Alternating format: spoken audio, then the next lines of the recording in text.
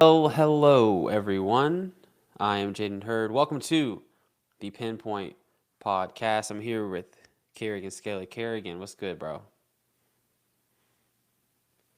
Okay, I can't hear you. Are you either muted or it's me? It's not me, though. It No, it's is not you. you, bro. It's me. It's all good in the hood, bro. That's good. Well, now it is because we can hear you.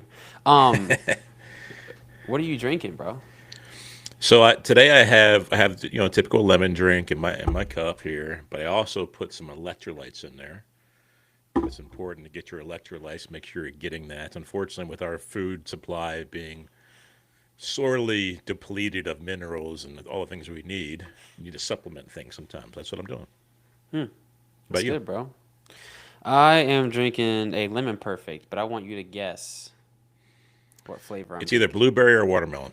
Well, of course. There you go. I mean, You know, what there's else, there, y'all? What else, there, there right? there's some flavors, bro, that you're not aware of because you're not an OG in this space like I am. Oh, And there's one called Kiwi Starfruit, which was, as you would call, a that's banger. that And sounds really good. Yeah. and now it's gone. I don't know why I discontinued it. And there's another one I really liked a lot called Pineapple Coconut. You would have liked that one too. That That does sound one, that sounds quite exquisite. I don't know what they were thinking, Sounds but whatever. tropical. It is. It's funny. Okay, y'all. So today this is a pretty look, if you're in here, this is the end of an era and a beginning of a new era for the Pinpoint podcast. And I'm gonna get into that in a second. We got a few announcements for y'all tonight. One big one, two small ones. Okay. Um, but first, let's get on. Let's just talk about what we're going to talk about today, right? We're gonna summarize our topics, and then we'll get into these announcements. First thing is we're going to be talking about Mamdani becoming the NYC mayor. No, right? Not This is my surprising. reaction. This is my reaction, Brother, What's brother. that? Ugh. what's that? Like, who decided this? Who decided Well, this? Well, New Yorkers, of course, and they're gonna eat. They're gonna eat exactly what they ordered. So, we'll see. We'll get into that in a second. Vatican changes their mind on Mary, bro. Huh, man, this is maybe blasphemy. the Catholics are coming around, bro.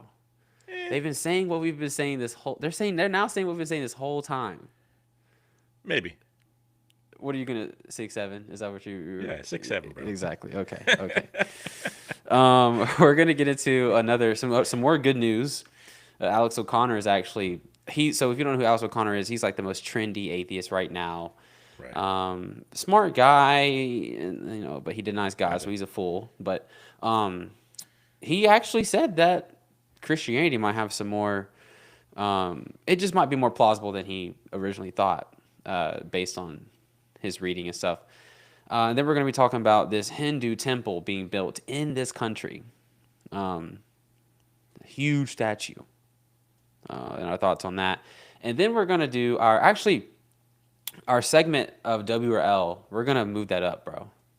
We're Okay. going to move that up. We're going to talk about that. We're going to do our WRL segment after we do Mamdani. Is that cool? That's fine with me. Because it kind of does have something to do with it, with the Mamdani stuff. So, okay. All right. So let's get into these announcements, chat. Kerrigan and I have actually been, um, we've been talking about this for a while. No, let's get to the small ones first. I want to build up to it a Yeah. little bit. I want to build up to it a little bit, a Okay. little bit, a little bit, a little bit. So, first thing is, next week we are not going to do our stream on Wednesday. We're going to do it on a Thursday. I'm going to be out of town, and so Thursday, regular time, 7 p.m. is when we'll be live, and so don't miss next Thursday. Don't if you come on here on Wednesday night, I'm not going to be here. Kerrigan's not going to be here, and we're not going to be here. I'm sorry. So don't come. Don't click on That's right. Kerrigan's channel unless you're watching a sermon, or unless you're watching one of his preaching videos. Yep. Okay. All right. Anyway, Tuesday is our new live streaming day permanently. So next week we're going to be on Thursday, but after that we're switching it from Wednesday nights to Tuesday nights. Now for some of you this might be, dang, this sucks. Well, that's okay. You can always watch it back Wednesday if you want. But we have a lot of people friends that have church groups on Wednesdays, have prayer nights on Wednesdays nights, and even Gen Z college students. They really do have things going on Wednesdays and Tuesdays. I mean, I'm not really doing anything. Kerrigan's not really doing anything. Why not, right? So we're switching it to Tuesday, and we literally, when did we make this decision, Kerrigan? Tell them. Like literally 30 minutes ago. Don't spit your drink out on your computer. That wouldn't be good. Yeah, about 30 minutes ago. So we switched it up. And then here's the big announcement. Y'all ready? Do I have a drum roll on here? I think I do. Oh, dear. Right here. Right here. Oh, it doesn't work? That's fine.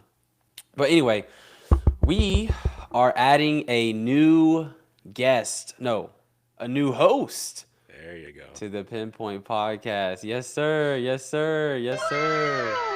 Wow. We're adding someone. But I want you guys to guess in the chat. I want you guys to guess in the chat who it's going to be. Yeah. So it's a hint. Here's a hint for y'all. It's not a sister in Christ. It's a brother in Christ. That's the first one. That's the first hint y'all get. Duh. I'm just going to keep giving hints until they guess it in the chat.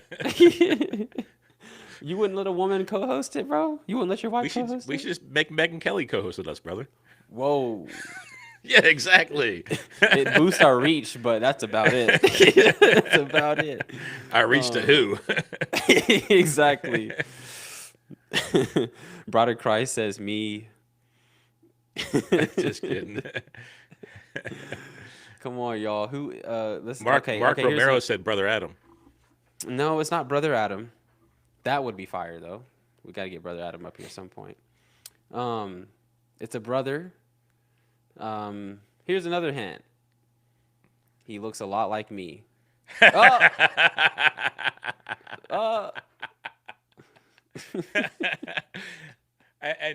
just like Jaden, my arm is darker than their arms. So, yes, y'all guessed it. It is Christian Jacobs. That's him.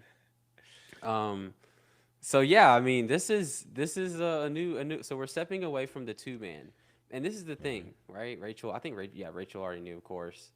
We're stepping away from the two-man, and we're doing a three-man. Kerrigan, first of all, why did you want to go with Chris? Why do we want to go with Chris? Like, what was our thought process? Because I mean, we bounce off very well, but dude, imagine me, you, and Chris. Oh, bro.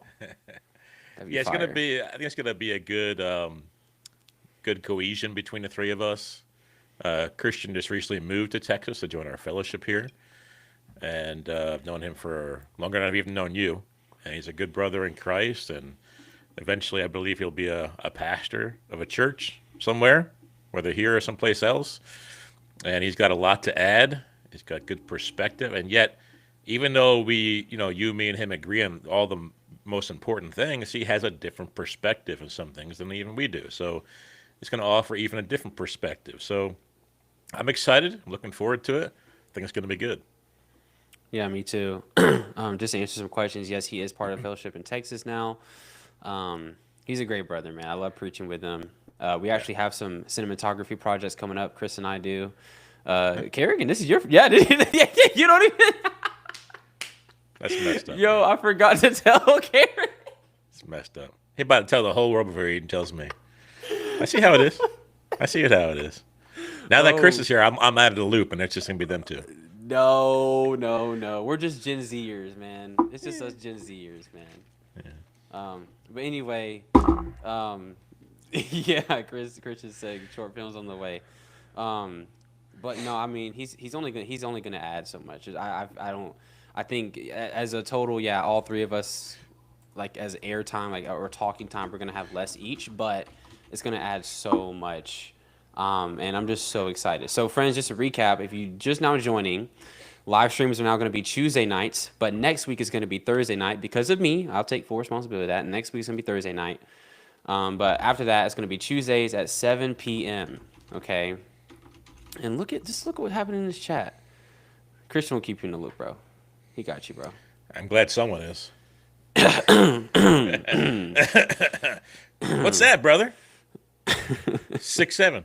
That's what I call that. Oh my goodness. Oh my goodness. Okay, let's get into it. But I hope you guys are excited. I am. And if you don't know Christian Jacobs, subscribe to him on YouTube. He's in the comment section. He has great preaching videos. As a matter of fact, he's editing up one right now with me and him when we went to Halloween night, and it's a good video, y'all. He's going to transform even Kerrigan's videos as well. All our videos our quality is going to go way up because we actually have proper equipment, right? Where it's going to look really good, and I think you guys are going to really enjoy the addition of Chris. So I'm just so excited, and again, he's just a great brother. So, all right, now that we got the good news out of the way, New York, man, there's so many things I like about New York, man. New York cheesecake, New York strip, New York pizza, New York bagels. There you go, bro. That's it. That's it right there. Stop right there. New York bagels, bro. Best bagels in the whole world. I actually found a place nearby in Austin. I've bought 3 dozen bagels for them in recent weeks. Spot on, man. I'm having like flashbacks to when I was like 9, 10 years old. I get a salt bagel, heat it up, put some cream cheese on it. I feel like I'm back when I'm like 9 or 10 years old. It's awesome. Bro, you sound like Unc when you go to the cookout or the family reunion, and he's like, "Come on over here, nephew. Let me tell you a story. Let me tell you about back in the day when we went when we used to go to the corner store, and we used to say, Auntie, let me get a Papa-Cola, a Skittle, and a gum." A Papa-Cola, a Skittle, just one little single Skittle, bro, and one little piece of gum. Is that what it was? Yeah. He'd be like, "I ain't got a whole dollar, but I got about a quarter. Would that buy me a Skittle?" Just wait, bro. Yeah. Give it about 25 years, and no. You'll be the Unc, and I'll be the Gramps. Yo, I'm dead. Anyway, yeah, but New York, man. What happened, man? So, Mamdani becomes mayor. Did you want to share this TikTok that we have, or? You want me to do it? Yeah, you got it. Go ahead. I wouldn't want to end the show or anything. Okay, let me pull it up. Wait, bro. You know how you got me on the pineapple pizza? Yeah. Real quick, look at this. Look at that. What? Uh-oh. Well, I mean, listen, I can't speak for all bagel places in New York. There were certain ones I went to, just like this with New York pizza. It's the best pizza in the world, if you ask me, but I wouldn't go to every single pizza place. And, when someone claims to be a New York bagel and they're like in Texas, like halfway across the U.S. from New York, I'm skeptical. But these were right on. And I'm telling you, whenever she comes to visit, bro, you got to take her to this place and get her some New York bagels. That's it. When, let me see here. Look at this. Would you guys buy a 6-7 tract? Like, actually? I want to get some polls in the chat. Yeah. Do a poll. Can you do a poll? No, I don't know how to do that. Let's see if I can do a poll. I don't know how to do that. Audience. Start a poll. I'm going to start a poll. Hey, bro, they liked my accent, bro. For my, That was pretty good. They like my Unc accent, bro. Look, man, y'all, I've had way too many of those moments, man. I can do it very well. So. Okay, we'll see how this goes. Oh, wait, 71%. Did you do a poll? Yeah, I did. Would you buy a 6-7 gospel tract? I'm going to say yeah, I would. 70-30 so far. 10 votes. There you go, bro. We'll see how it goes. Okay. That's all right. No, but Jaden's an Unc in the making. We all know that. He's going to be an Unc someday. But when you become an Unc, what's going to be your story? I guess we'll see. I can't say it now because I don't know what 25-year-old Unc Jaden is going to be remembering from right now. The stories, I'm still making those stories, man. I'm still writing them. Okay. Cop out. That's what that was. A cop out. All right. So you want to play this TikTok? Yeah, why not? Okay. Here we go. Says he wants free buses. What's your opinion on free buses? It's going to be overcrowded. We had free buses before the 116. It didn't work out too well. If the buses are free, bus drivers are more vulnerable to assault. Yeah, because sometimes a passenger can get mad or upset because they couldn't get to their destination, wherever it is that they got to go, and the bus driver can get assaulted. And who pays for the free buses? We heard it's $800 million. The taxpayers. Unfortunately, people don't pay now getting on the bus. But who pays us then? What happens to us? So are free buses a good idea for New York? No. Bro, so she's asking how bus drivers feel about free bus rides. Like, that's so genius, first of all. I'd like to say that. But second of all, listen to their accents, bro. These are New Yorkers. Like, these aren't just... Yeah. They saying, you know, they're from New York, all right? These are New Yorkers. And They eat pizza and soda. It's right. And it's confusing to me, bro, because it's not practical. Okay, if you have free bus ride, well, first of all, they're very cheap. When I was in New York, public transportation in New York is very cheap, very cheap. Matter of fact, if I ever moved up to New York, I would sell my car. Why would I need my car? Wouldn't have car insurance either, bro. Exactly, right? I'm saving so much money with public transport. And if I really need to be somewhere, I can handle spending $8 to $12 or $15 on an Uber if I really need one, right? But that is way cheaper than paying like $200 for car insurance. The average car payment in this country is $700, even though I would never have a $700 car payment. I would never have a $700 car payment. Absurd. I'm just saying, right? Like, you're saving almost $1,000 a month just by not having a car in New York. So public transportation is very cheap. But anyway, I think you also, can buy he said- unlimited passes too. Yeah. So when I was there, most of the people would just scan their phone, and it has a pass on your Apple Pay, or if you have Android, you have Android Pay. And so anyway, so free buses just makes sense, first of all. But second of all, who's going to pay for that? Taxpayers, of course. And then thirdly, and this is the most important thing, but it's not sustainable. Okay, if it's free, then first of all, you're going to overcrowd the bus, and the bus is going to take way too long to get people to work. It's going to be more dangerous because the more people that get, I'm just going to be real.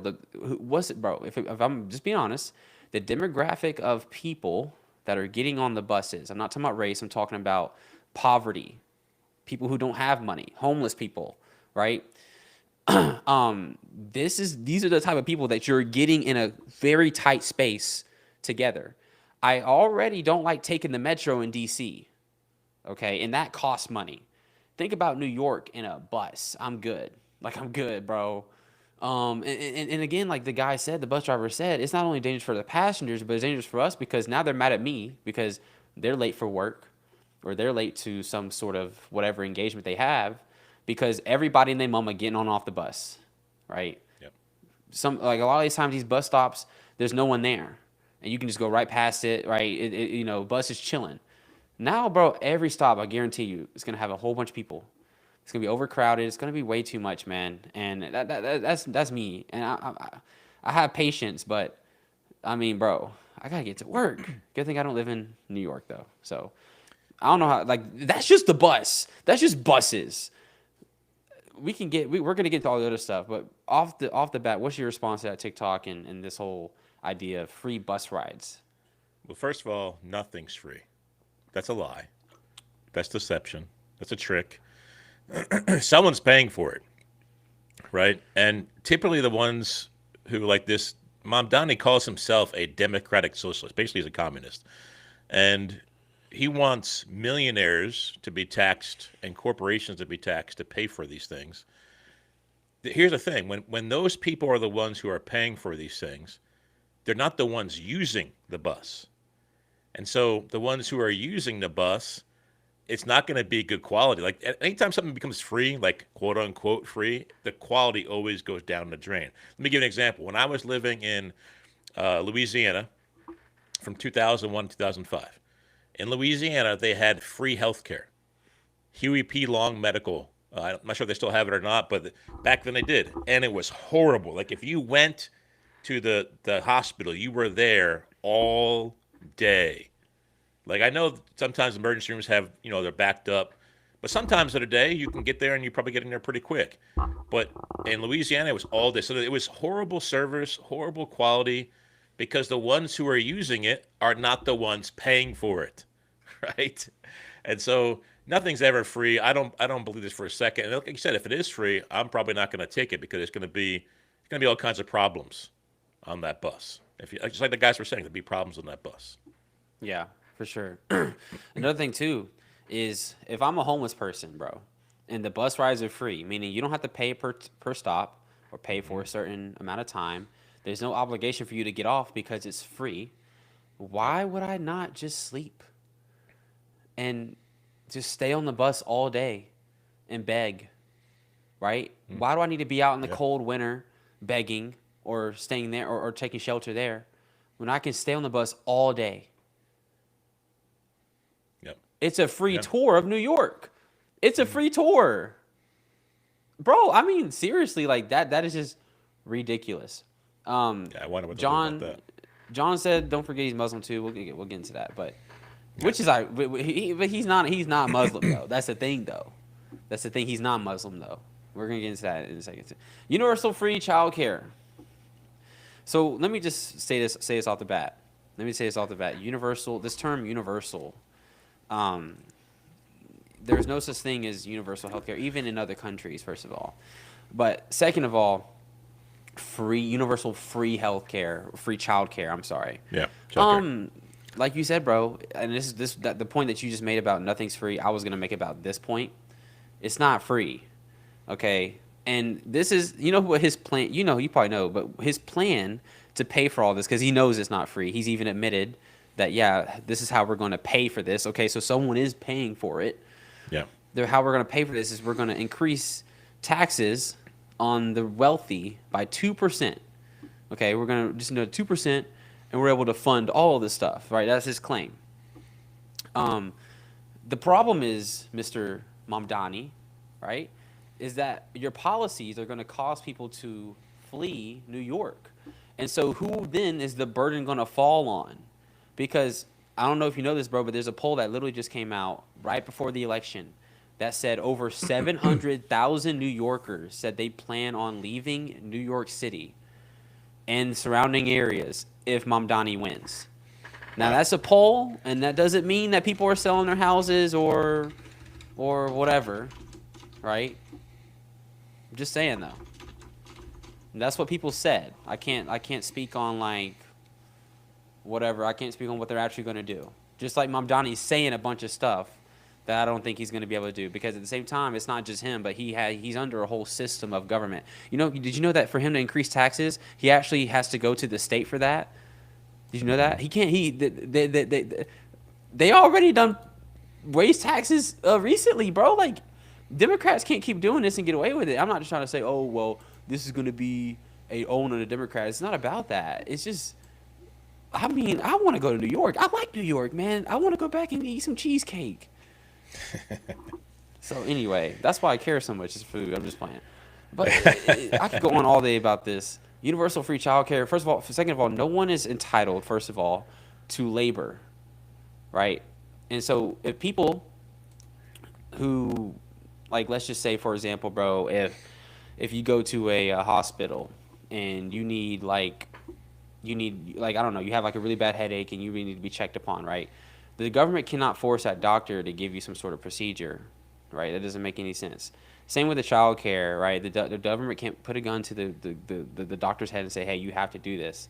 And so I'm just thinking, like, practically, let's just say there's no way to pay for this and some, like, are they going to have to do the procedure anyway? Like, because, in this country, we have to have health insurance in order to get health care.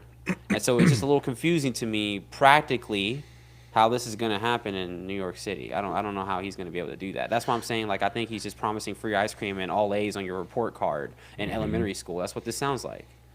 Yeah. It's one of the oldest political tricks in the book, bro. It's the to promise more than you'll actually do, basically to lie, right? And to make empty promises. So if he's saying he's going to do all these things and he can't do it, well, then he's just a liar. And I think, and we all know politics are liars, right? Politics, multiple blood-sucking creatures. And that's what most of them are, unfortunately. And this guy is no different. He's probably a big, bloated, swollen up tick, been sucking blood for a while. And this says a lot about New Yorkers, that if this guy got voted in with the majority of votes, not that they had very good options, to be quite honest, but if this is the guy who they chose to vote in, then it tells you the majority of New Yorkers want stuff for free. That's what they want. They're not interested in working hard to provide for themselves and their family. They're interested in getting stuff for free. And so I mean, it tells me a lot about the voters who voted for him. Obviously, not everybody voted for him, but a majority did, and that's sad. But when it comes to these things, man, like I said, nothing is free. They all have to be paid for by somebody. And like you said, people are going to start moving out. It's going to be a mass exodus probably. I mean, we don't know. It's just a poll, like you said, but some people are going to move out of New York. Interestingly enough, you may not know about this, Governor Greg Abbott of Texas, you probably can't comment on this, I guess, says he'll put a tariff on New Yorkers moving to Texas. 100% tariff is what he said he's going to do. And I remember seeing this post and people in the comments were saying, can we do this for Florida too? Because that's where they go usually, is Florida and Texas. But they're probably more going to North Carolina and Tennessee these days. But that's interesting because the question is, if you are part of the problem to why New York became what it is, don't come to our state where we don't like those kind of things and make it messed up too. So I understand where he's coming from. I'm not sure if he can actually pull it off or not, but that's what he said. So a lot of politicians have these empty statements of saying what they're gonna do. Like when Trump got elected, he said, "Well, I'm gonna stop the Russian-Ukraine war on day one. I'm gonna stop Israel-Hamas on day one." Well, Ukraine and Russia are still going on, and Hamas, the thing is kind of done, kind of not done. You know what I mean? So.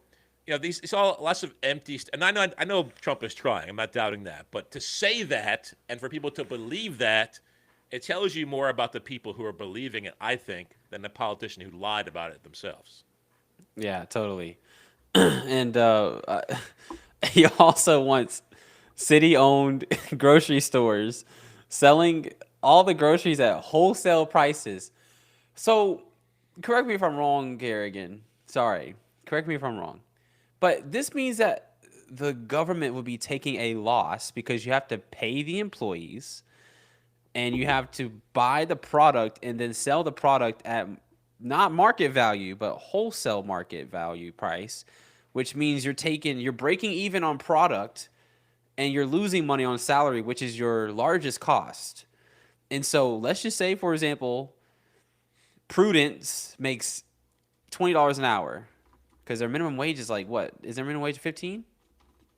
In New York, it's probably 20. Oh my goodness. Yeah, New York's done, bro. Bro, you're losing so. But this is the thing. According to him, they're not losing money because guess who's paying the employees? The taxpayer. And guess who he's increasing taxes on? The wealthy. But this is just not reality, friends. The top 1% already pay 24% of New York's. I'm sorry, no, 0.1%. The top 0.1% who make over $250 million a year in New York. They pay New York's taxes they pay a quarter of it. Another quarter of New York's taxes are paid by the 99% of people that make less than $60,000 or so, or $70,000, $80,000. And then the rest of it is kind of just filtered out between people who make more than 100K and then a couple million and so on and so on and so on. And so it's just crazy to me how Prudence is going to be making $25 an hour. Clarence is going to be making $25 an hour. You got your store managers over there, which is probably going to be, I don't know, Cuomo, because now he needs a job.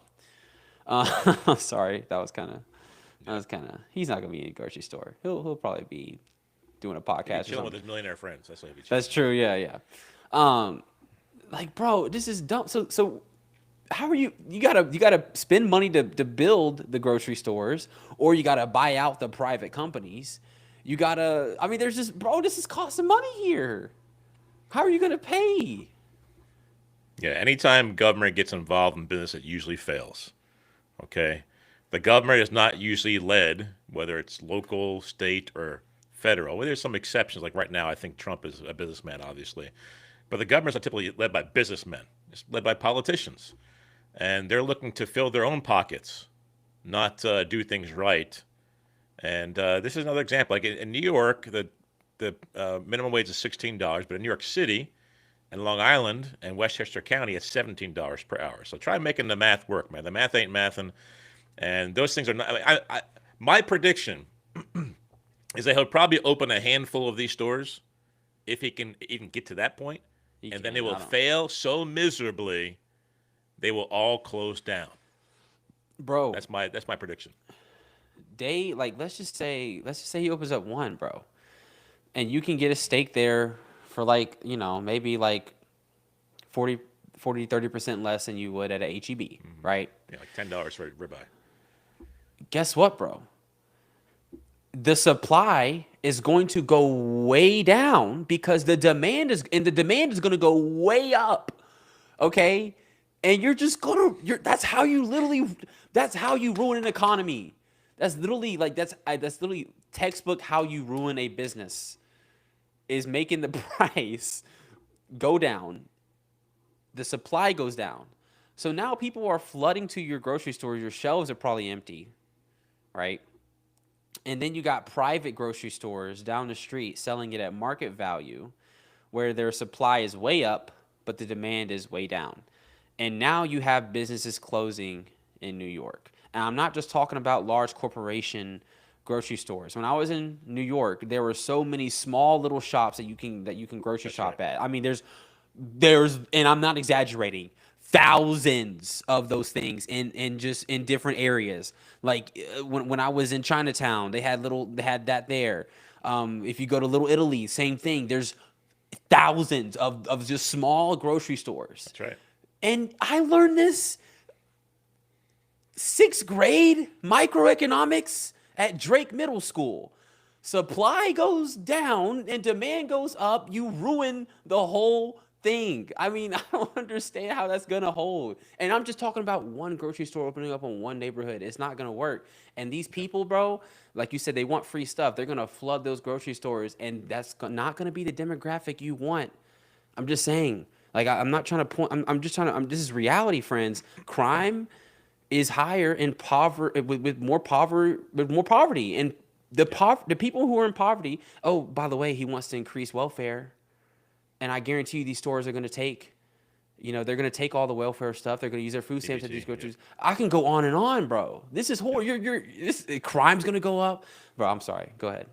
Yeah, and New York, like in these boroughs, bro, the 5 boroughs, they're not. There's not like Walmarts typically. There might be a really small Target here and there, but it's small businesses typically, little mom and pop shops that are owned by a local person, and when the supply goes down and demand goes up, the price goes up. But if these government-run stores keep the price the same, they're putting mom and pop out of business. So that's going to even kill more tax money. But let's just talk about taxes just for a second, brother. Here's my philosophy on taxes. Let's see what your thoughts on this. I think it should be a flat tax rate across the board, no matter how much you make, how little you make. Flat tax. I mean, maybe it's 7%, whatever it is. Flat tax across the board. We're not taxing more rich people more money because they make more money. We're not taxing poor people less money because they make less money. It's a flat rate across the board. That's what I think should happen. That seems fair to me. And there's no socialism involved in that. There's no even like capitalism involved. It's just fair and just for everybody across the board. I totally agree. Matter of fact, I think the government is capable of cutting the spending that they currently do down by probably 80%. If that happens, you get the right people. You got to have the right. I mean, again, we're talking about what we would want, right? spending is cut way down, so they're able to tax less like that, like you just said. But yeah, like for example, if I make $100,000 and we have like a flat tax of 10%, I'm paying $10,000 a year in taxes. But if you make 60,000, you're paying 600, right? Wait, I'm sorry, no, wait, That's 10%. 10% of Would be 60,000. if you make it 60,000. Yeah, so 6,000 instead of 10,000, and so you're already paying less than I am anyway, right? Right. So it makes total sense, and it's equitable, as they say. No, it's not equitable actually; it's equality. But another thing on this too is this is my philosophy, just saying on taxes. I think the only taxes that there should be, and this is a hot take, and again, you got to cut down spending a lot, is consensual taxation on private sales. So like, for example, I'll give you an example. I get an income. I don't get taxed on that income. That money belongs to me. But whatever I do with that money, if it's a transaction, I pay taxes on it, which would be like a sales tax, for example. Right. Or if I buy a car or a house, right? Or if I have like a property tax, right? I decided to pay for that and I take on the taxes of that land. But the income itself is my money. But I decide however it goes out, which comes with a tax. Does that make sense? I don't think I think income taxes are just stupid. And as a matter of fact, I don't know if you knew this. Income tax didn't even start until World War II to fund a war. I think that's what it was. I don't remember, something like that. Somebody can fact check me. But we rejected this back in 1700s, bro. Bring it back. Yeah, I think if the Tea Party guys were still around, man, there'd be multiple Tea Parties right now. Start hurling some For tea, sure. man. Yeah. For real. Taxation without representation, for sure. But no, yeah. So, but of course the law is what it is right now. So render to Caesar's what is Caesar's, right? Render to Mamdani what is Mamdani's. Okay. Or leave. Okay, grocery store person, give him your money. Anyway, bro. Another thing that he wants to do is freeze rent. So I'm not even going to talk about a lot of that because there's a lot of stuff I can go into. But I just want to talk about one thing that can happen when you freeze rent. One thing that can happen is people stop building apartments and real estate in that area. They just stop doing it. Companies just stop doing it. There's no incentive to. There's no reason to. Because guess what? As a neighborhood gets better, as other factors play into it, the owner of that land or property has the right and is merited to increase rent because that's how much the area is worth. It's growing with the area, right? With how much, whatever the market allows it to. When you keep rent at a fixed rate, again, first of all, you get bad tenants, first of all. And secondly, you de-incentivize any reason for people to build in that area. So you're going to have people stop building apartments and houses, I'm telling you right now. That's like one thing that's definitely going to happen, for sure. And then it becomes overcrowded, right? There's not enough housing for everybody. Unless, of course, like I was saying, there's a mass exodus out of New York. Then there's plenty of space for everybody. You might have special deals going on like they have in Austin, Texas, where you get 2.5 months free rent when you first move in. I doubt that'll happen, but yes, you're right. And I understand why people would agree with this. Maybe they think they're being abused because they live in a certain apartment and the rent goes up too much. But that's part of capitalism. If that happens, you can choose to move someplace else. And guess what? They'll bring the rent back down once people stop renting there. That's right. Supply and demand. Another thing about rent freezing, bro, that I didn't think about until now, is that guess what? Someone like Jaden Hurd, Let It Be Heard's gonna do. I'm gonna go into that apartment and I'm gonna rent myself. Let's just say rent is $1,500 for a 2-bedroom. Guess what I'm gonna do? And it's always gonna be $1,500. Guess what I'm gonna do? I'm going to sublease it and make money off of the person that actually bought the land. And there's nothing they can do about it because they can't look at my Cash App. Rent's never gonna go up. I'm always gonna make more money. Mm-hmm. It's so you're dumb, gonna sublease it for more. It's sublease it for more because it's the area. Because another part of town, that's the worst part of town, has high rent. this part of town has low rent, but it's already full. You can't get it. So guess what? I'm going to sublease it for a little bit less than the other side of town. And this side is nicer, bro. But I'm still making a profit because the company cannot raise the rent. It's a dumb policy. It makes no sense. You're going to cause people to stop building apartments, and they're going to end up just leaving New York, bro, because they're getting screwed by their own tenants. Like, bro, it's horrible. It's a horrible... Oh man, I could go. You know on what the and average on, bro. rent for a 2-bedroom apartment is in New York City? I don't want to know, but go ahead. What is it? $3,200. Double what you just said a second ago, brother. So there you go. Okay. And for That's a studio, crazy. which is no bedrooms at all, studio is like $2,600 a month. Man, that's crazy. That's crazy. Not me. I'm not moving there. Exactly. You got to Um, get paid like $40 an hour to make it there. and we've only touched. We're 45 minutes into this podcast, so we got to move on. But Yeah. we've only touched the economics and the political side of this.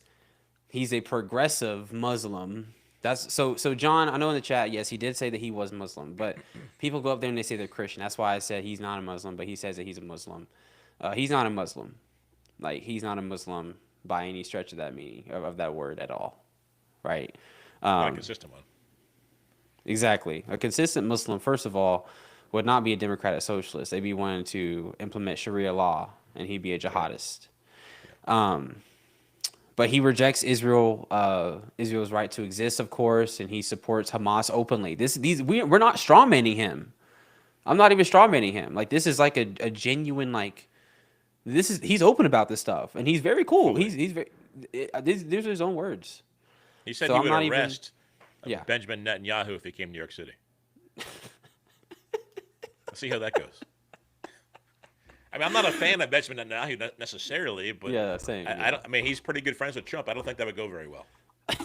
It's like, well, also, I'm just being honest, bro. AIPAC has bought out a lot of these Democrats too, and so these Democrats too, man, they love them. They love some Netanyahu. So it's not even gonna fly with his own people. Just saying. Anyway, and of course, he doesn't like policemen. He actually had to backtrack his statement on a debate stage about his previous comments about policemen, about New York policemen. He's asking for it, man. He's asking for it. It's not gonna work, man. I pray for New York. See, normally, you know, I think the last time everybody was saying pray for New York was literally 9/11. Now which, by the way, he said the victims of 9/11 were he said the true victims of 9/11 were Muslims, like his grandmother, who couldn't wear hijab on a subway because she got dirty looks. That's another thing. This dude, man, like, I could go on and on, bro. Like, no, man. We probably that's shouldn't crazy. get started on 9/11. I might pull out some conspiracy theories, brother. Well, yeah. I mean, I'm with you on that, actually. That's actually we might have to. I think well, whatever. You know, we agree on that for sure. Me and Andrew have also talked a lot about that. Okay, y'all, it's time. Real quick, just it's time for this. Go ahead.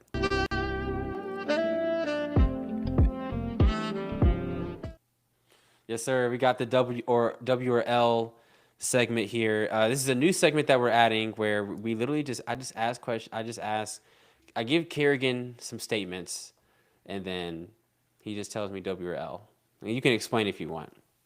Okay. First thing, we are past 30 days of a government shutdown. How do you feel about that W or L government shutdown? Big fat L. I really think that the only people who shouldn't get paid during government shutdown is congressmen and senators. They are the ones who shouldn't be getting paid. They are the ones who are stopping everyone else from getting paid. People who are suffering from not having their pay, whether it's TSA workers or it's air traffic controllers or it's like the VA. Like, I'm a part of the VA system. That's where I go for my medical care. They have a lack of people there too. So these people shouldn't have to suffer because of these people in Washington who are pulling this nonsense, this political nonsense, to get their agenda pushed. So big fat L for the government. Cool. Israel Hamas, they reached their first phase of a peace deal. W or L? Well, I mean, It's a W because the hostages came home. It's an L for the Palestinian people because Hamas is now causing them to suffer again. And since that's happened, I think Israel has actually, dropped some bombs recently on Hamas again, who are still in Palestine. So it's just like a facade, man. Like most wars that get settled and they have peace treaties or agreements, they're just stalemates, just temporary stalemates until wicked men want to do wicked things again. Pineapple pizza. W. Big fat W. It is. And my prediction is that someday you will agree. That's my prediction. Whoa. Gets a little fruity, little tangy, little sweetness upon the pizza, combined with some nice, salty, crispy bacon, with the cheese, the stretchy cheese, and the nice tomato sauce, and New York style pizza dough. Can't beat it, man. Can't beat it.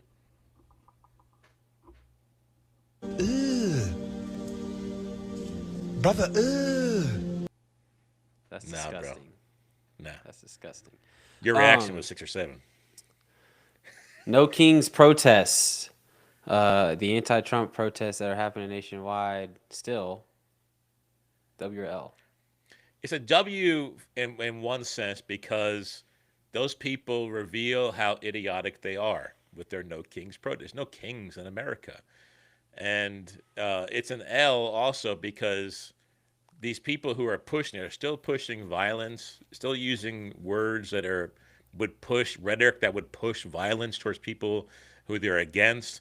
So it's an L, and that's what a W and give us Christians more opportunities to preach and things to respond to by talking about the King of Kings and the Lord of Lords, Jesus Christ. He is the only king there will ever be, and he's coming back to rule this world with a rod of iron. You better be on his right side. That's right, bro. 10 Commandments in classrooms. W or L? I mean, I think you can go back and look at the statistics. Back when they had the 10 Commandments in the classrooms, people behaved better. They had the law of God always before their face, seeing it all the time. They didn't even have to, read their Bible every day because kids were seeing the 10 Commandments. Now, in our day and age, I'm wondering how they're going to respond to it. They'll probably just reject it and think it's fairy tales or whatever. It might help restrict them a little, like get them reserved in their wickedness a little bit. But really, when it comes down to it, I don't think we should be sending our kids to public school anyway, right? They should be, schooled at home. I reject the public school system. I reject what they teach. I'm not saying every teacher's wicked. There's no Christian teachers out there. But the whole system is not biblical at its heart. The heart of educating children should come from their parents. And their parents know what the Bible says and what they want their children to learn. And so they're in charge of it. Let the wife stay home. Husband, work as hard as you can and be frugal and spend your money wisely. Save up, invest. Make a way where you can have your wife at home teaching your children. And then listen, it's not just about 10 Commandments. Their primary influence is not some teacher you don't really know who could be some kind of crazy woke person. Their primary influence are not their peers who they see 8 hours a day, 5 days a week, 10 months out of the year. It's you and what you teach them, which is the way it's supposed to be. That's good, bro. Dipping fries in a milkshake. W or L? That's gross. I would never do that. That's disgusting. Ew. The only thing that belongs on my fries is some good sea salt or pink Himalayan salt. And maybe, just maybe, I would have some barbecue sauce or ranch dressing on the side. Other than that, bro, it's not, potatoes do not belong with ice cream. That is absurd and ridiculous. Close your jaw, bro. Bro, you might catch a fly. This is what I'm dealing with, people. I'm dealing with a brother who doesn't like pineapple on pizza, but wants to put his French fries in ice cream. What's wrong with you? What is that?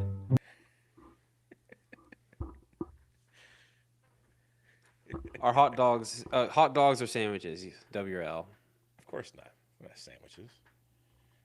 It's not. You said hot dogs are sandwiches? That's what you said? The statement is hot dogs are sandwiches. W or L. That's an L. That's an L. Kind of sandwiches. I don't believe that for a second.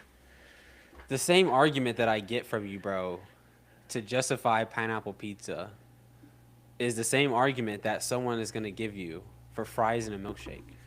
Not true. All right, moving on. Maple syrup on bacon pancakes. W or L?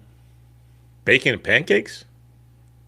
Yeah. Like bacon in the pancakes? No, not bacon in the pancakes. But you know how you have bacon and pancakes on the same plate, or eggs and pancakes on the same plate, or something? Yeah. Syrup, maple syrup on that. W or L? So I had pancakes and bacon this morning, homemade, and it was delicious. And I had syrup on my plate. I prefer my bacon separate from the syrup, but the problem you run into is that syrup goes all over the place, like a moat. And so the bacon gets in it, but I'm like the type of person where, like, dab my bacon off on my pancakes to get the syrup off at first. I like my bacon just cooked, and that's it. Okay. Ranch dressing on pizza. W or L? Nah, that's an L. I'll pass. What? Yeah, I'll pass on that. Nah. I'm not the kind of I like the regular pizza with the tomato sauce, the cheese, and toppings, and a New York style crust. That's what I like, man. I'm interested in dipping my pizza in ranch dressing. Now, my son Malachi, he'd probably dip just about anything in ranch dressing, so he'd probably be all for this. Definitely. Man, you're lucky this is your segment. Yeah. Banning porn. W or L? That's definitely a W. Now, people are going to say it's restricting freedom. But listen, if we can ban people from posting political things that are conservatives, right? If we can do that, which was done for about a 3 to 4 year period of time, and they worked hard at it, man. The government was in collusion with Facebook and YouTube and all kinds of things. Why don't they work that hard at banning porn that makes women pieces of meat subjective to the lustful, wicked desires of men, and the other way around too, right? But it's mostly men doing these things. And protect those people maybe who were on video and they didn't even know it, right? People who were subjected in some way to that. And so, yeah, I'm definitely for banning porn. I think it should be illegal. It really should be. I think a lot of people who get into it, even willingly, and get paid money for it, they don't know what they're getting themselves into. That they don't realize that these videos are going to be shown forever. Like, you can never take them down. And it's going to ruin their lives because of a stupid decision they made long ago. Cool. Yeah, totally agree, man. But hey, that was the W or L segment. I hope you guys like that. We're going to try to do more segments like that. You know what I'm saying? I know y'all like my...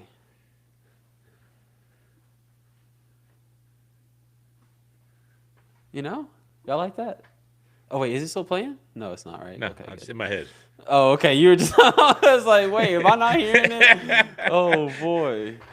I was about to be like, bruh. Anyway, okay, so let's see. Chat agrees with you 100%.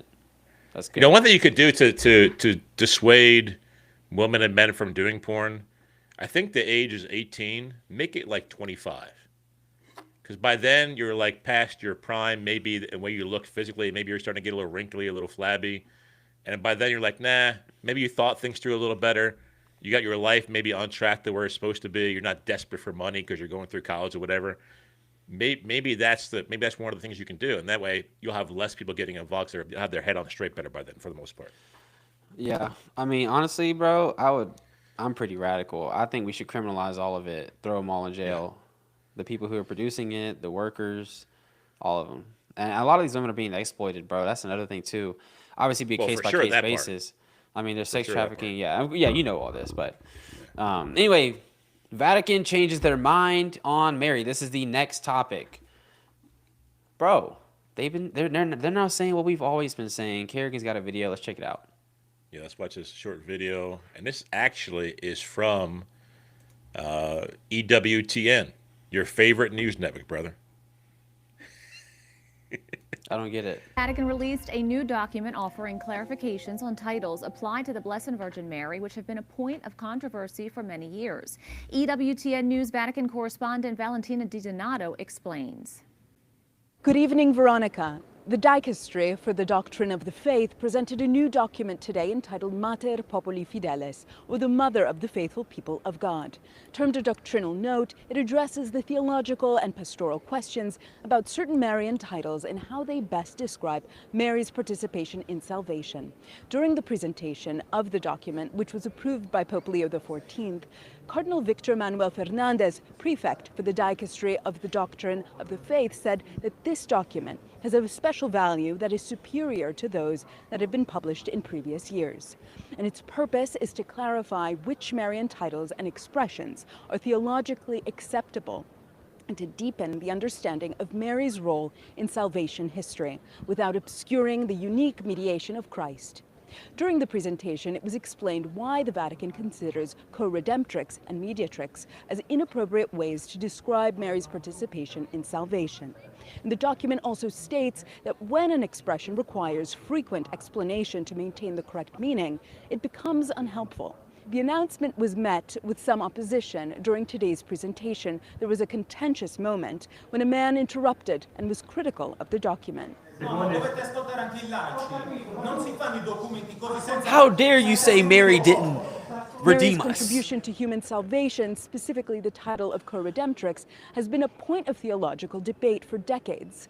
Proponents have called for Mary's title as co-redemptrix to be declared a dogma, but critics say it exaggerates her importance and could damage efforts for unity with other Christian denominations. The guiding idea is based on Mary's spiritual motherhood toward believers.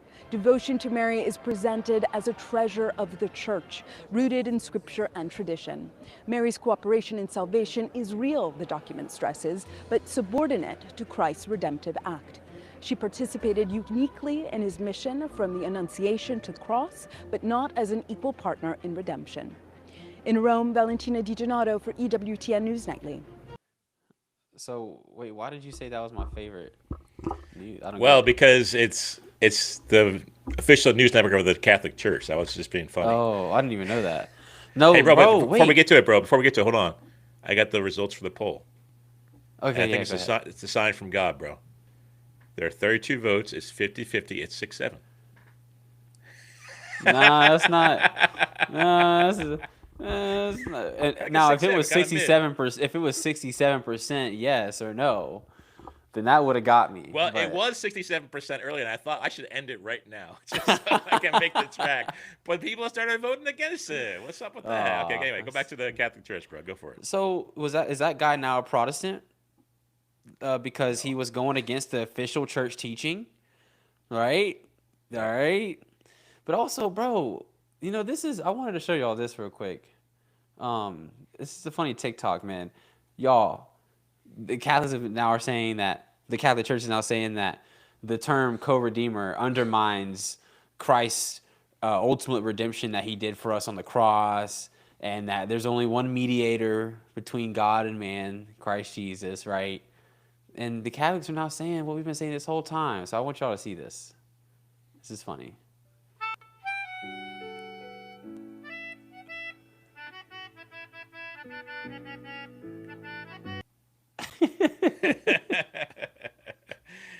That was good, brother. Yeah. So true, man. It's like, bro, like we've What been does that mean? saying For the this. people who are listening about a podcast is audio, bro. What did that meme say?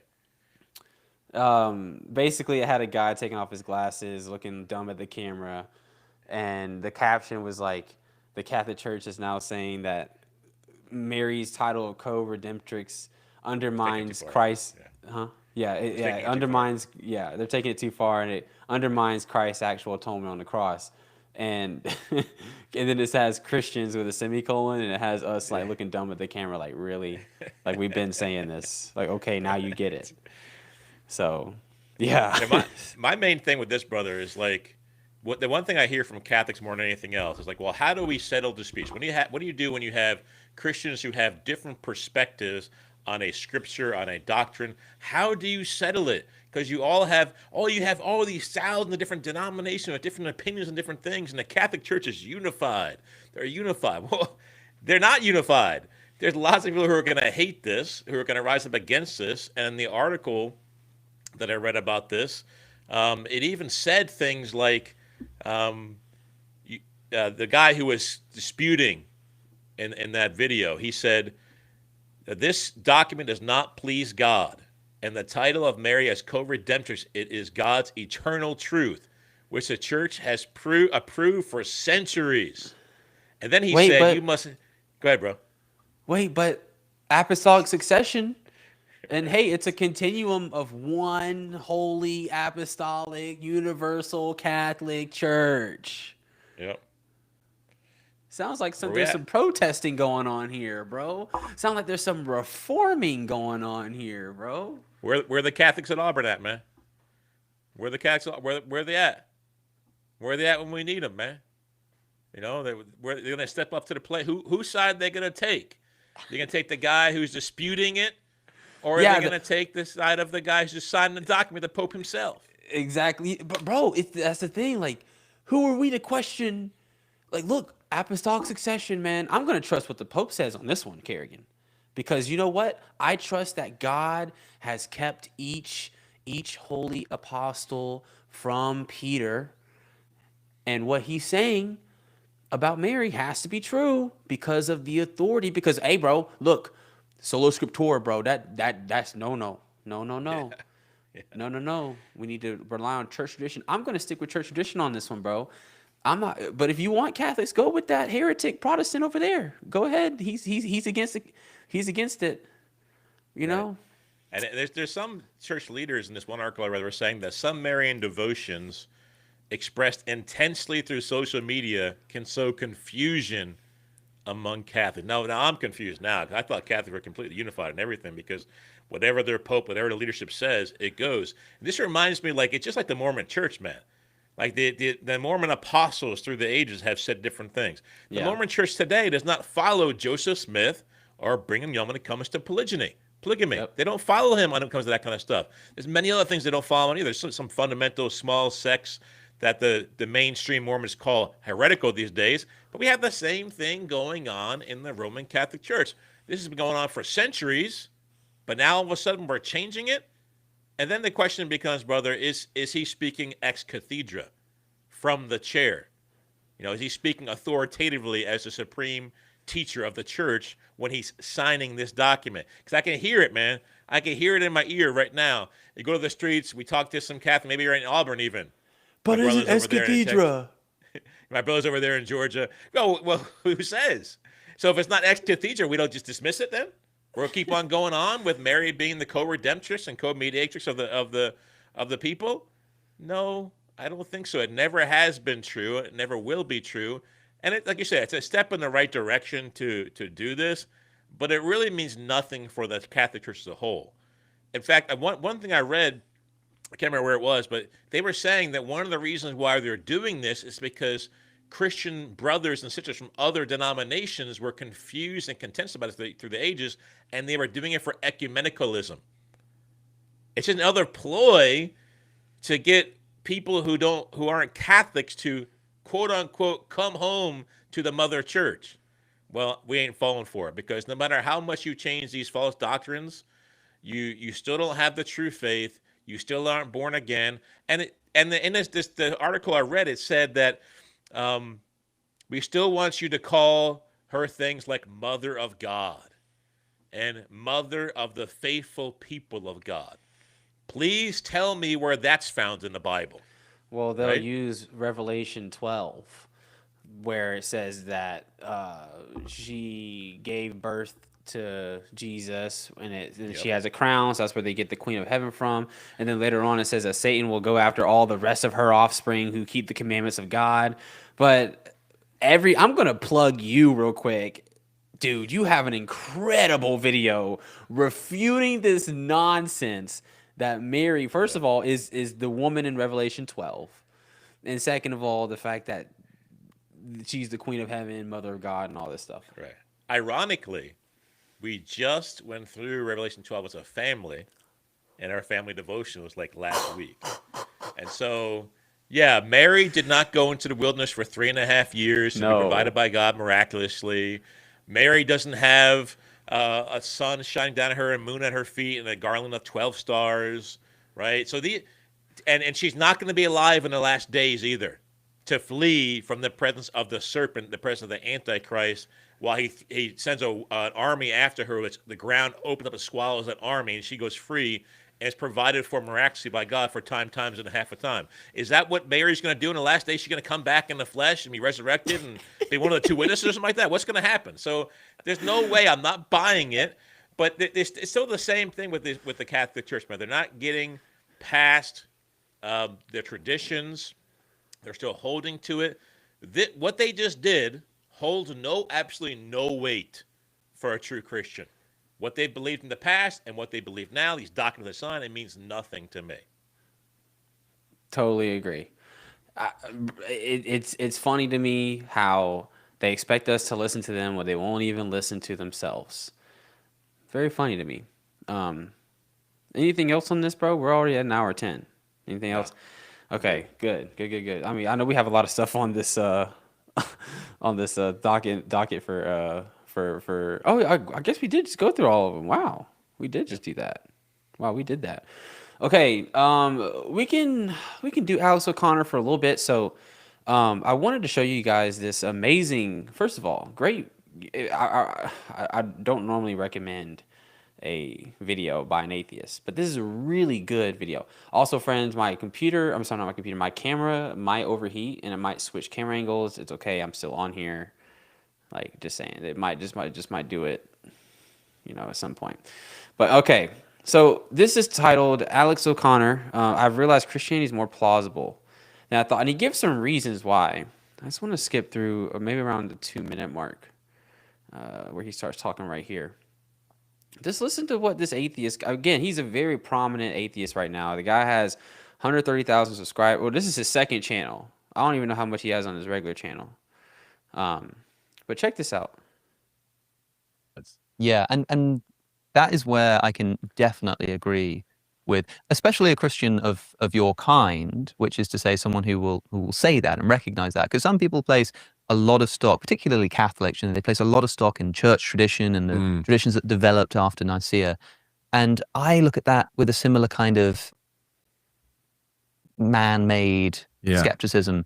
And I think to myself, yeah, like it also gives me license to, when I look at the New Testament and I think, some scholars think that Paul maybe didn't write that letter and that's a big problem. But for someone like me, it's like, who cares? If I decide that Paul didn't write 1 Timothy, then I'll just look at the rest of it and I'll try to work out what came between the lines. A good friend. This is pretty charitable for an atheist, man. I mean, to say, you know what?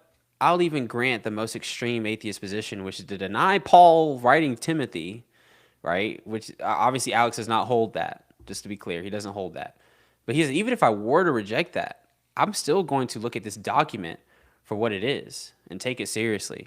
But he says some more stuff. I think it's around 4 or 5 minutes or so, where he actually says that Christianity is more plausible. A lot of jousting and brilliant sort of responses that have never been better, whether it's in like, should we pay our taxes to Caesar or not? The Pharisees are trying to trip him up. Mm-hmm. And yet sort of that response of just like, well, whose head is on the coin? Pay to him and pay to God what is God. It's sort of brilliant. Yeah. Yeah, there's a brilliant. And I would think that I see a beautiful alignment, actually. I think if we would go back in time travel, you'd be running wild with him. Well, if the science ever gets there. Yes, look what he's about to say about if he could go back in time. Look what he's going to say. Yeah, and we managed to go back in time. When people say, where would you go? Yeah, where would you go? Come on, what would you do? Of course, you'd go to meet Jesus. I love it. What point? Where would you go? Would you go after the resurrection, or would you want to be there at the beginning? What about in the 17 years? That's interesting. I think that the moment that you'd want to witness, if you could only have 5 minutes, would be the moment of the crucifixion. And the reason is that you would see that this was a man, the crucifixion happened, you would see whether the curtain tore, whether the sky opened, all of that kind of stuff. And it would give you all of that. I mean, But they keep finding evidence for like the, I think in the sort of, the star stuff and the They said there was a Oh yeah, scientist. like the solar eclipse. The solar eclipse that I've actually done. It's the exact kind of like That's that. really interesting. It's Isn't it? really interesting. And also that moment is kind of also to see the first ever Roman Christian. Well, Yes. yeah. Yeah. The centurion Truly, this going, is truly Son of God. Yeah. This man is the Son of God. But then part of me That's would, interesting. You go to that moment. That's kind of cool. But part of me would say, although, yeah, you want to see the resurrection, you want to see the. Part of me wants to say I would just like to meet him walking along during his ministry and just say, listen, man, I've got 5 minutes. Yes. Who are you? Like, Yes. Are you the real deal? Are you Messiah? Are you God? Are you claiming to be God? Like, that's what I'd want to do. I'd want to ask that question. And I mean, where would you go? So he goes on to later on say that based on all these things, like that he was just thinking about, like he's had conversations with so many Christians who share this faith. Let me not end the stream.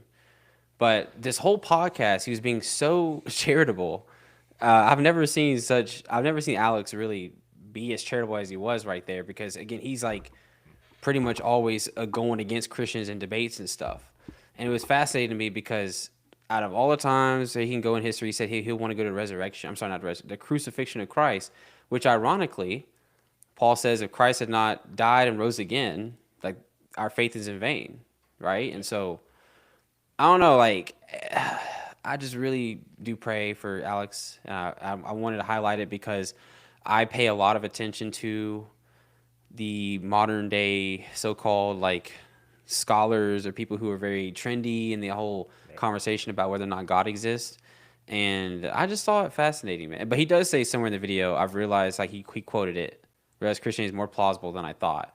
And that's a big deal, man. That's like Dawkins, like coming out and saying something like that.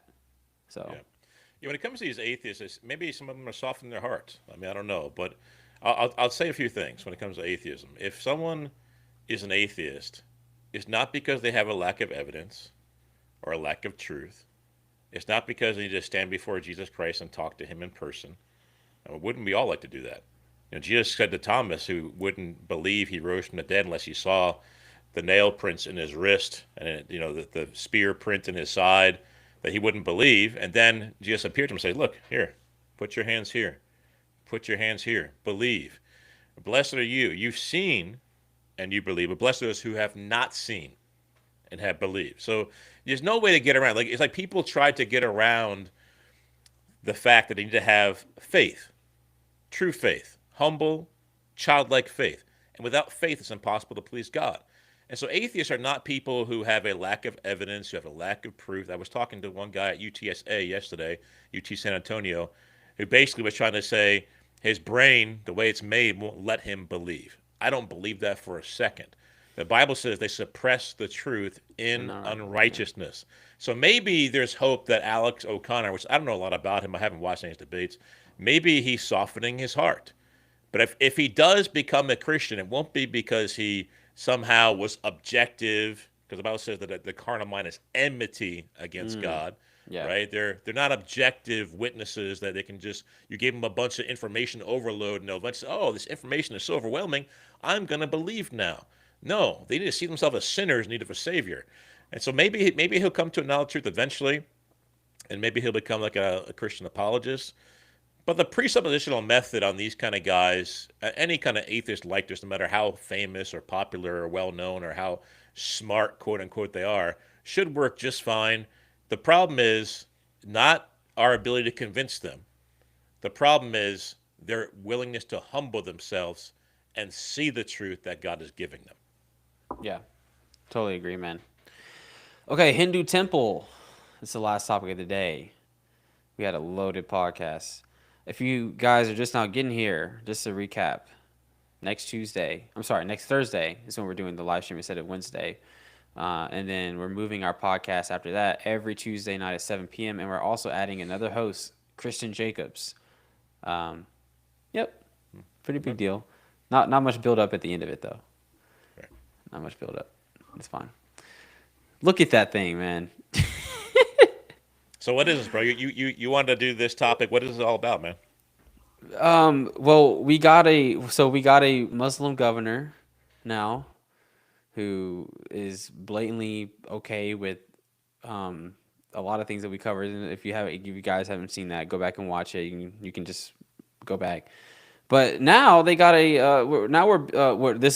are plans to build a Hindu temple, and not only just a temple right there, but also have a community for miles and miles and miles of stores, of a whole community where they just have trading stuff and all types of stuff, and they're planning on buying all these acres of land for this whole development. Just like, I can't speak on that because it's Texas, but something similar is happening near where I live. Let's just say that. Yeah. With another religion, and it's just like, it's just not looking to cash money when it comes to these false religions. Honestly, taking over. Let's just be real. You saw what happened with Europe. Europe is, I would say at this point, Islam is taking over Europe, and so, Yep.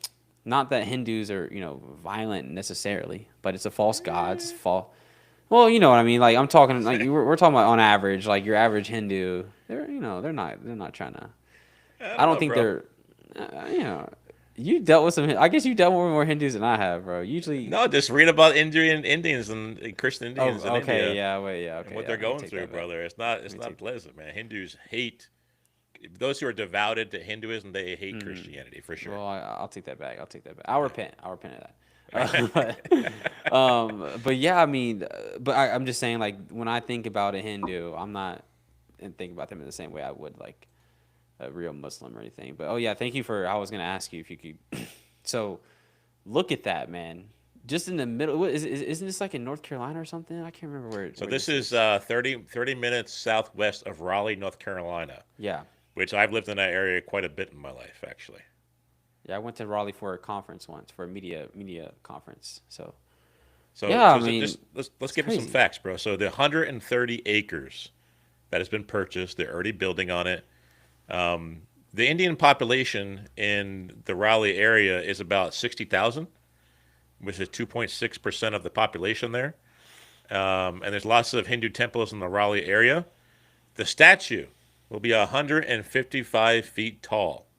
No. Which, if you can, no way. Which, if you compare it to the Statue of Liberty and you include the base of the Statue of Liberty, it's about half the height of the statue, which is 300 feet tall, with the base. Now, if you take the base away from the Statue of Liberty, it's only 111 feet tall, which means this, being 155 feet tall, is actually taller than the Statue of Liberty. And so this statue you see here on the screen, this guy's name is Lord Murugan, who is a prominent Hindu deity. He's revered as a god of war, victory, and wisdom. So interesting. And then, like you said, there's going to be a whole compound. There's going to be, playgrounds. There's going to be a wedding venue. There's going to be picnic areas. There's going to be, I think, walking trails. It's going to be a whole big community in North Carolina. And, I saw one person say, I don't think that the founding fathers had this in mind when they talked about freedom of religion. But hey, nope. when you allow freedom of religion, this is what happens. Yeah, well, this is definitely not what they were talking about, and this whole idea of separation of church and state, it's also not what they were talking about either. We can get into that in a future episode if you want, but yeah, no, they're definitely rolling around somewhere in their graves, quote unquote. But I really do think that this stuff right here is like probably the best argument for the so-called Christian nationalists, bro.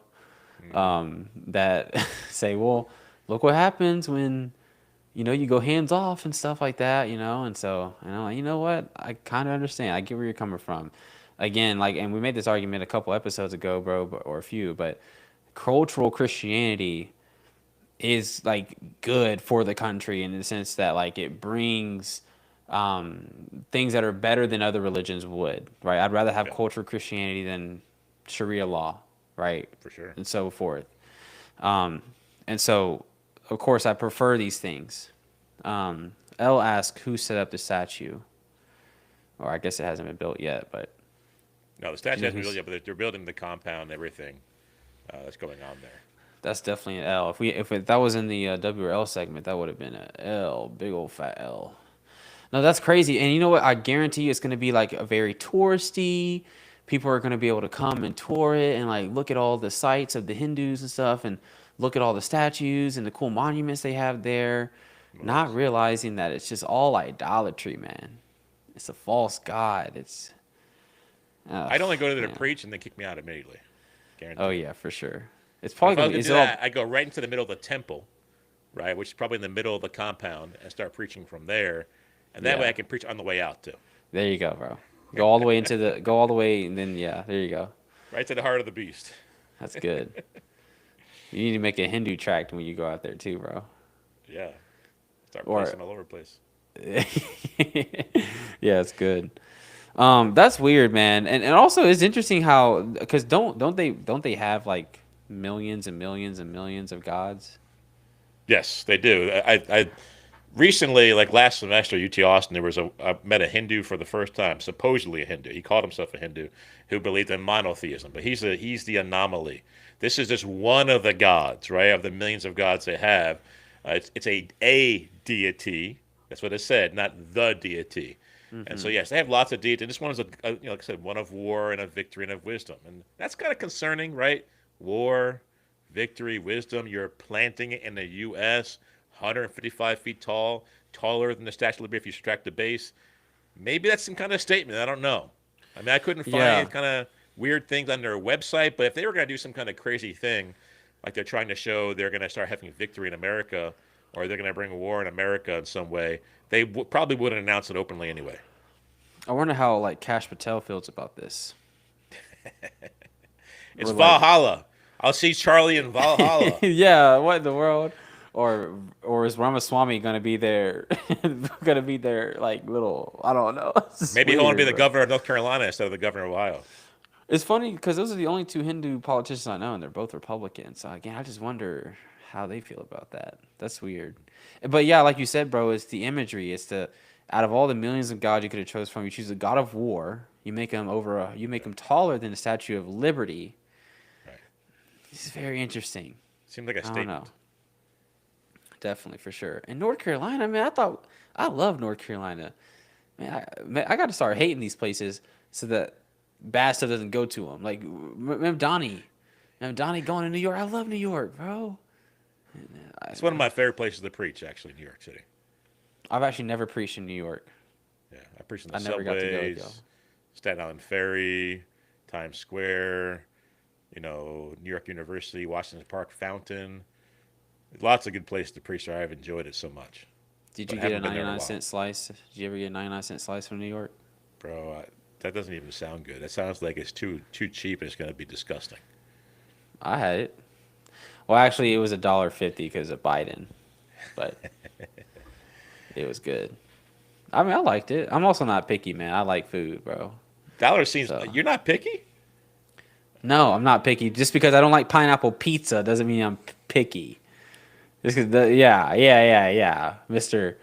Mr. Not dipping, Mr. calling Waffle House Awful House and not dipping fries in milkshake. That's crazy. It is Waffle House. I'm never gonna let you pass that, man. That's crazy. That is crazy. I don't mind. This is you, bro. This is you.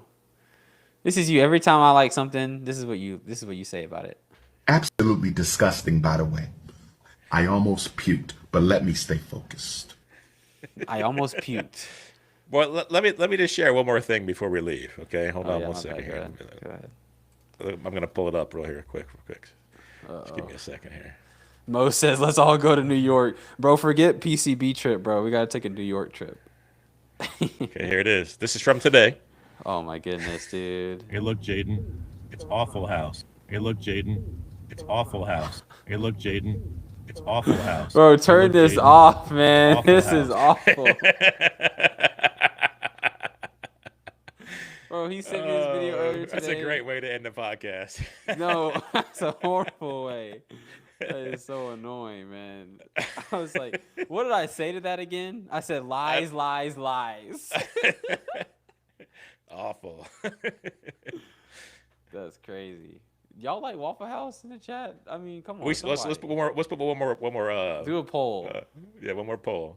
Is not okay? Look, this doesn't mean if you go you don't go to Waffle House, you do go to Waffle House.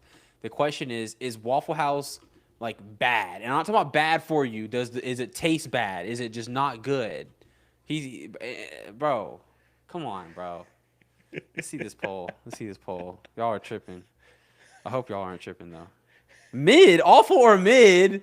Awful or mid? Bro, that's a false dichotomy, bro. That's a false dichotomy fallacy. That's crazy. I'm not voting. I'm going to do what I did in this election and not vote. Y'all are, man. I could put it in the option. Let's see if I can fix it and put it in the option here. Okay, I didn't ask about the ingredients. I didn't ask about them being dirty. A good Southern breakfast place better be dirty. If it's not dirty, then that's how I know it's not good. Okay. My dad used to call those places the greasy spoon. What it's like The greasy spoon. That's funny. Okay, whatever, man. Let me end this podcast. I think I have good food taste, but it's fine. Mo says, okay, but bro, look at this take. Okay, duh. Okay, but that's like saying the sky is blue. Like I don't like what? That's kind of obvious, man. Okay, all right, friends. I'm sorry. So let me lock in. Just to recap, we have another host joining us next Thursday, Brother Chris Jacobs. From now on, we're going to do our live streams on Tuesdays at 7 p.m. But again, that doesn't apply to next week. Next week's going to be on Thursday. Okay? And you can email us if you want us to cover any topics in the future or respond to something. You can email us at ppointpodcast@gmail.com. ppointpodcast@gmail.com. If you want us to cover anything, such as Kerrigan's awful take on Waffle House. And if you have any questions or suggestions for our podcast, let us know. Again, same email. Follow us on our social media. Subscribe to all of our channels. Kerrigan, any last thoughts? No, we appreciate you guys sticking around, joining us live. Please hit the like button if you haven't already on the way out. Please share this to others. We're going to hear the truth. And we thank God for you guys. Thank y'all. All right, y'all have a great night. Wait, I want to show them this one. I want them to see this one. Hang on. Look at this one, y'all. This one's funny. Listen to this one. Let's see if they get it. Nah, they're not gonna. Another day, another victory for the OG, taking down the sweats, the imposters among us. The imposters among us. But bro, I'm the OG, and I just took down Awful House. So there you go. Nah, no you didn't. All right, I'm playing the outro. Bye, y'all. Thank y'all for tuning in. Love y'all. God bless. Go in peace. See ya.